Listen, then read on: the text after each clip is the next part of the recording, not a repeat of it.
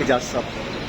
Chairman, ایک تو اپنے دورہ ایران کے حوالے سے کچھ بتا دیں. دوسرا، رشین امبیسڈر کا آج جو انٹرویو آیا ہے گزشتہ روز جیو پر تھا، اس میں ان کا یہ کہنا ہے کہ انہیں یہ لگتا ہے کہ عمران خان کی حکومت جانے کی ایک بڑی وجہ ان کا دورہ روس تھا.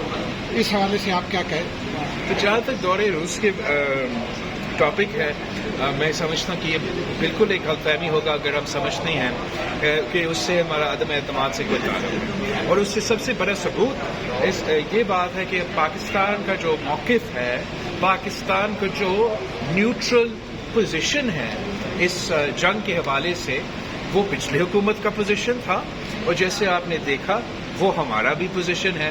تو اگر وہ وجہ ہوتا حکومت کا جانے کا تو اس پالیسی میں کوئی تبدیلی آ جاتا، لیکن ہمارا پاکستان کا جو موقف ہے روس اور یوکرین کے جنگ کے بارے میں، ہم کل بھی نیوٹرل تھے اور آج بھی نیوٹرل. سر، دورہ ایران کے حوالے سے بتائیں کن کن ایشوز پہ بات ہوگی؟ ایران تو ہمارا پڑوسی ملک ہے، اور جیسے آپ کو پتہ ہے اسلام میں ہم اپنے ہمسائے کو، اپنے نیبرز کو کے ایکسٹرا حقوق ہوتے ہیں، لیکن ہم سمجھتے ہیں کہ پاکستان کی عوام اور ایران کے عوام کے درمیان جو تعلق ہے، جو رشتہ ہے، جو کلچرل افیلیشنز ہے، اسپرچل افیلیشنز ہے، وہ بہت ہی تاریخی ہے.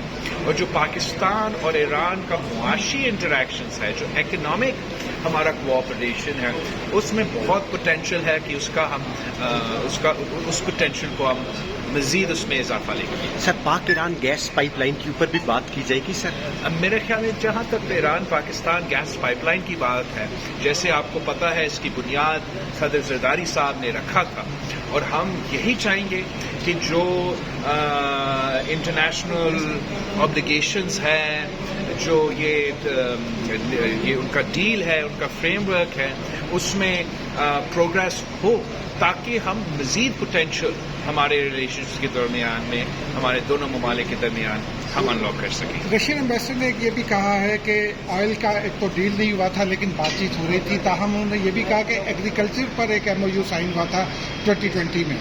تو کیا پاکستان ابھی بھی ان سے انگیج کر رہا ہے اور کرے گا تاکہ سستا آئل لے سکے؟ ہم تو سارے ممالک سے انگیج کر رہے ہیں، اور خاص طور پہ جو ہمارا غذائی قلت، فوڈ انسیکیورٹی کا مسئلہ ہے نا، وہ میرے لیے بہت پریشان کن ہے. اس لیے پاکستان تو اس جنگ سے پہلے ہمارا